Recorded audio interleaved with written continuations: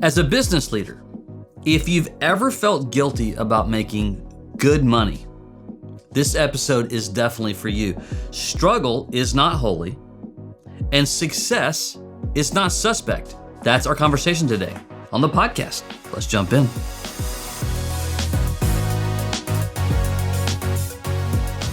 Well, welcome to Business Growth Blueprint. I'm your host, BJ O'Neill, where we discuss all things profitability, leadership, and culture, specifically designed for faith-driven business owners, entrepreneurs, and leaders. And today, I'm just going to go ahead and let you know, it can sound potentially controversial. That's not my goal, is to be controversial. As a matter of fact, several times over the last week or so, I'm like, nah, I'm not going to do this one. But I just kept feeling prompted to do so because I've had enough conversations over the years about making good money, being successful as a person of faith, either as a business owner, even in faith circles, as well.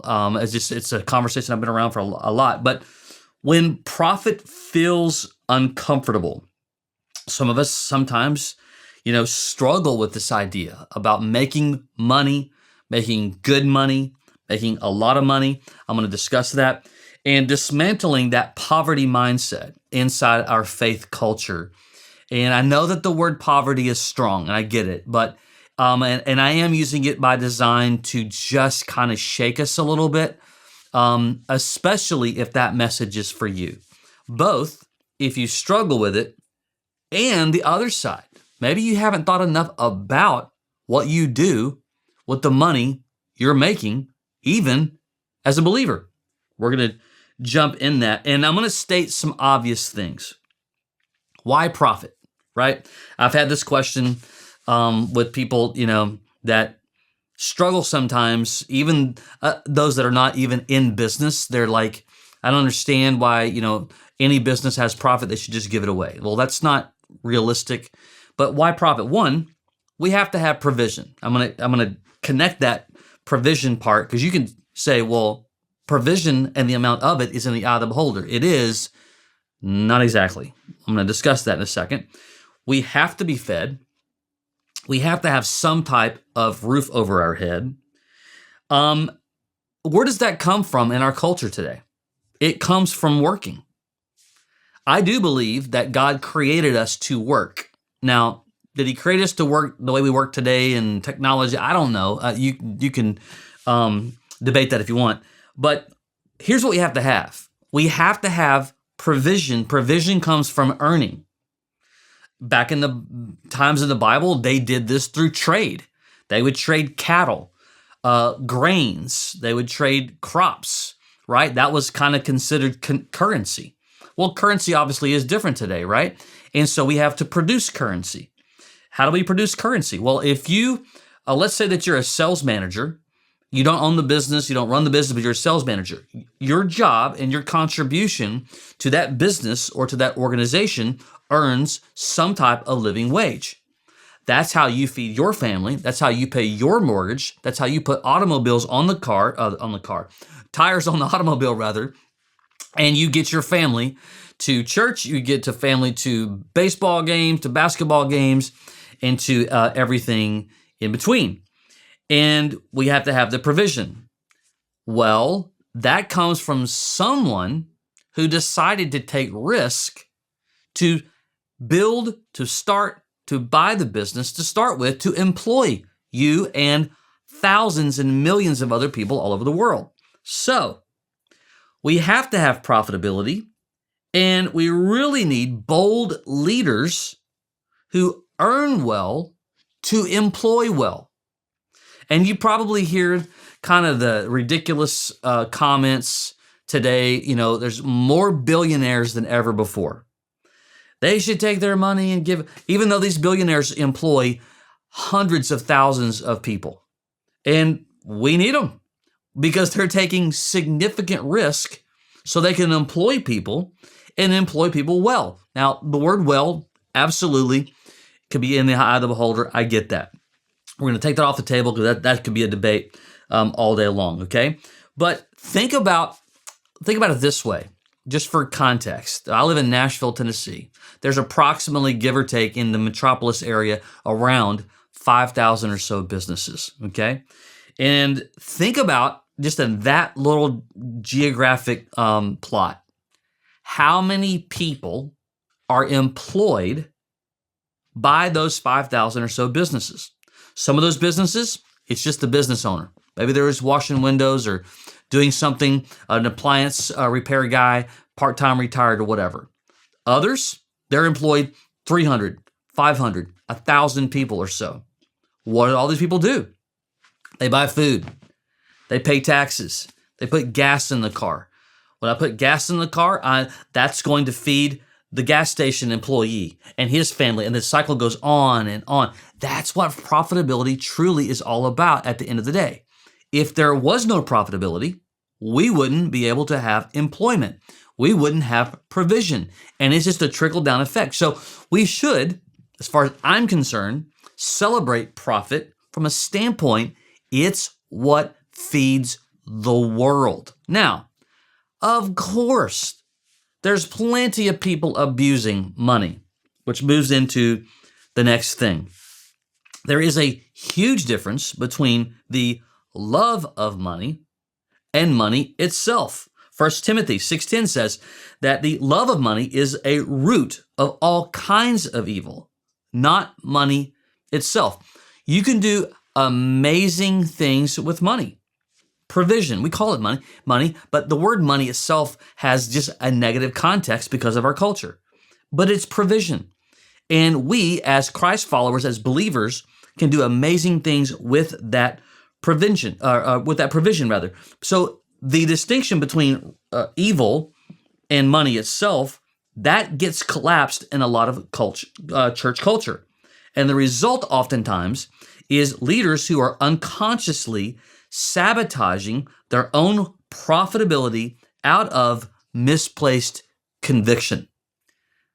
Just think about that for a moment. Now, if you own that manufacturing company and you make really good money, but and you're a believer, you go to church, you believe in God, you believe in Jesus, you've, as much as you know how to, you've stewarded your family to partake in the Christian faith, but perhaps you haven't really thought about the provision in a spiritual perspective.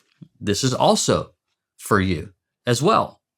And so the desire, though, is as much as we know how to, and your version and my version could be slightly different just based upon how we, read into things, our experiences, our backgrounds, and so on. But the poverty mindset shows up subtly in business decisions. And this I have seen over and over and over again from amazing men and women who own businesses, who run faith organizations, who their hearts are pure, but they've got a mindset about money that's not healthy, and it trickled down. Here's how it can do so in ways that you may not even realize. Underpricing services and products. Oh, I hate to charge people that, even though your competitors are charging more because you're underpriced, you can't feed your family properly. We have in our culture of coaching, we have an entire coaching team, coaches all over the country who are working with businesses on profitability, on leadership and culture is what they do. We provide for them in a complete and total done-for-you business coaching system. And I was talking with one of our coaches, and it's not a franchise, but it's very franchise-like. But the coaches, they charge what they want. They have different elements of how they coach. It gives them complete and total control. And he said, I'm really not priced the way I need to. And we talked about it, and I said, and this is a person of faith, I said, oh, why? He goes, I don't know, man. Sometimes I just, work with some of these businesses, and I hear their stories, and I feel bad, and whatever. God's not called it. That's not excellent thinking. Excellent thinking is helping them to build a different way to think about their business, their strategy, and their culture. When we underprice ourselves, we're teaching them that we're not valuable. We don't want to do that. Avoiding conversations about money. If we're constantly avoiding them because it makes us feel uncomfortable, that's poverty seeping in, or that mindset rather, is seeping into the business decisions. Over delivering at your own expense consistently, but calling it generosity. I've met a lot of service-based business owners. Great, great, great people. Great, great hearts. But they've gotten taken advantage of over and over and over again because they feel like they're being generous. Look, there's a lot of ways to be generous, but when you are letting that mindset of, scarcity seep in, then you're hurting the entire business. Here's one key element as a business leader. If that's you and you allow that to happen and you're not charging what you're worth and what the service is worth and what the business is worth, guess what? You're hurting your employees, because if you're doing that, that means you're not bringing what you should. Therefore, you can't pay them what you could. And so it's cyclical. It's not just about you. You also run the risk of hurting others that are a part of it as well. Feeling vaguely guilty when you have a great quarter or a great year. I've seen it happen where, if this had, for a number of set of reasons, just an overperformance in a quarter. But the business owner, the leader is like, oh, man, there's a lot of money. And it's like, when we have that means that we've not wrestled yet. We've not allowed God to do some work.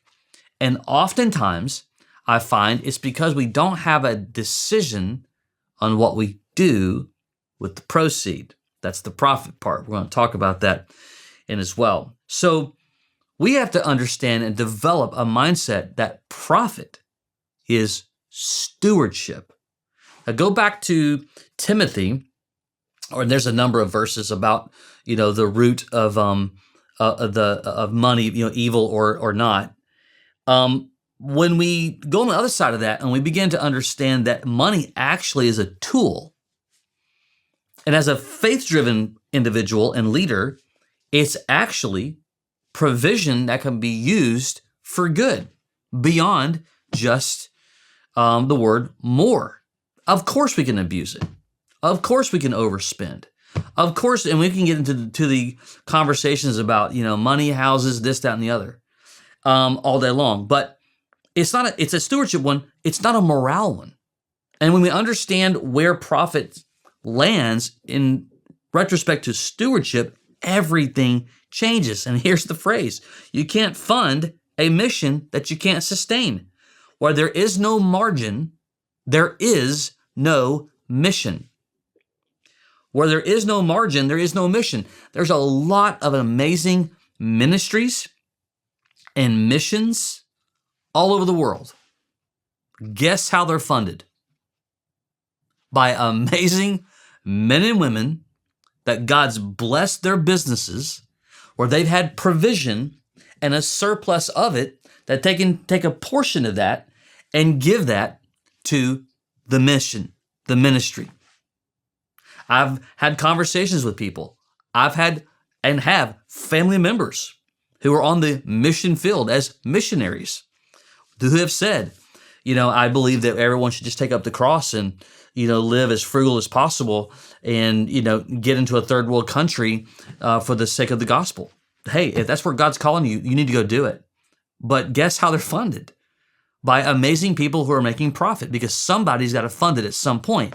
So it's the best of both worlds, is that when we have extra profit and provision, because we've done a really good job of being good stewards with business strategy, we now can improve that profitability to do something with that profit for good. My grandfather was a great example of this. In Fort Worth, Texas, been gone for many, many years. He was in a tire business, the furniture business. He was an auto dealer. He actually got into the car business in his 50s. So people thought he was nuts. But that's where God blessed him, and I do believe that's just where God wanted him to be.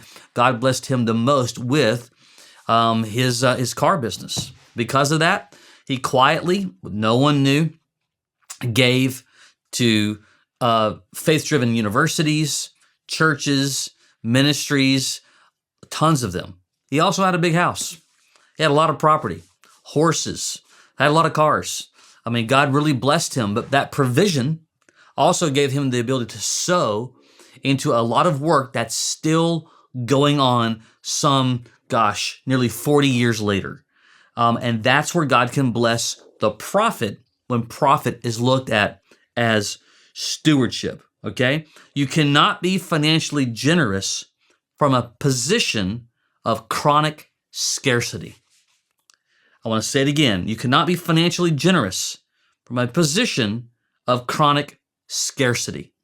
And so I pray for and hope for every single day those that are of faith to be able to make as much money as they possibly can. It's between them and God as to what they're going to do with it.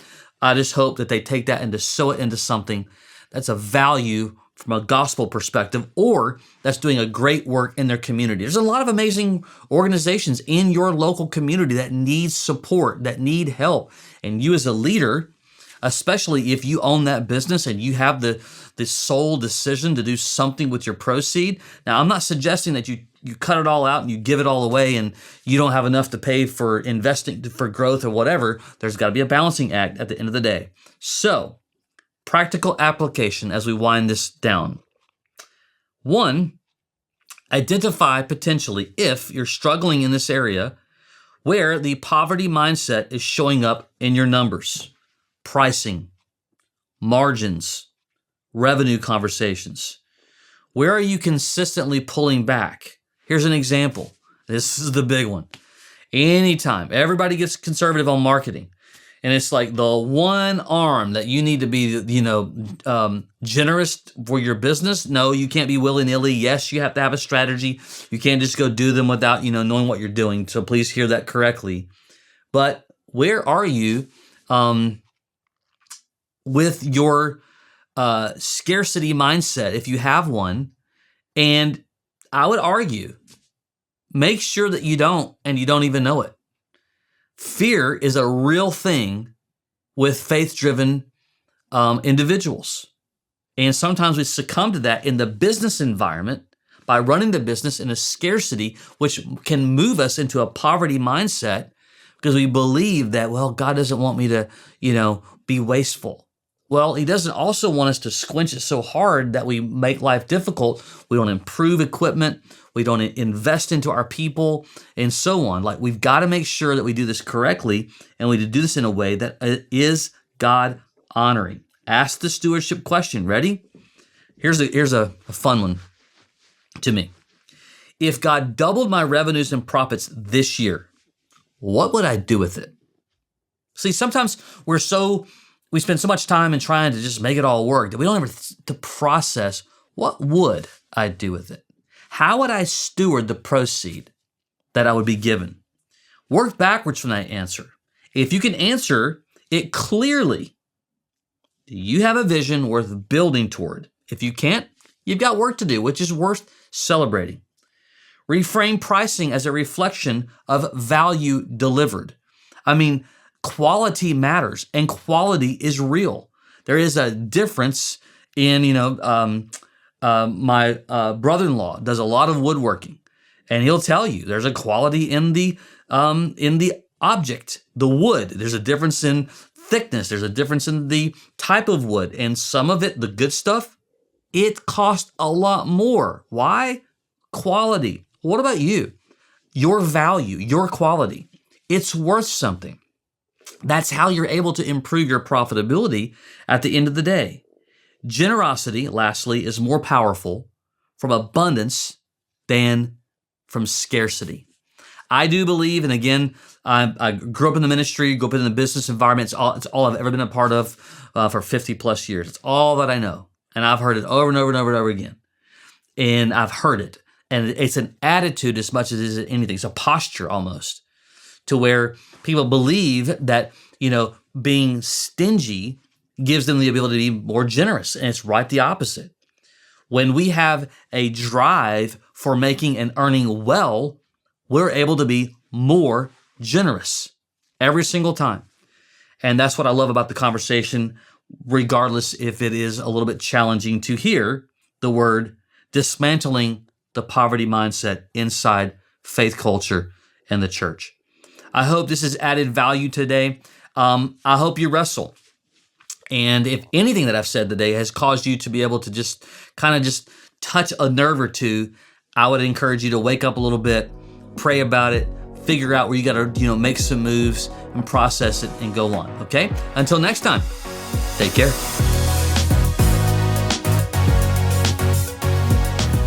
Hey, thank you so much for joining me here at Business Growth Blueprint, and I want to invite you to our next episode. And make sure you subscribe so you never, ever miss any episodes of Business Growth Blueprint.